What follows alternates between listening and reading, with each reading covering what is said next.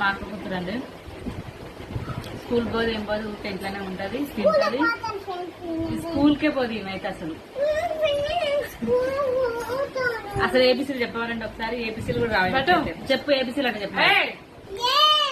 పక్కన పెట్టి తినుకుంటా.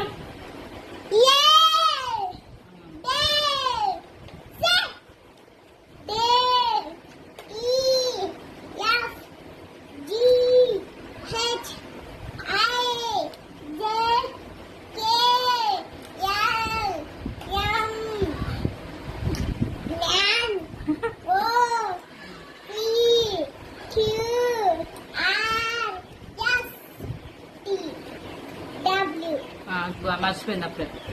ఎక్కుంటుంది మా సార్ దగ్గర.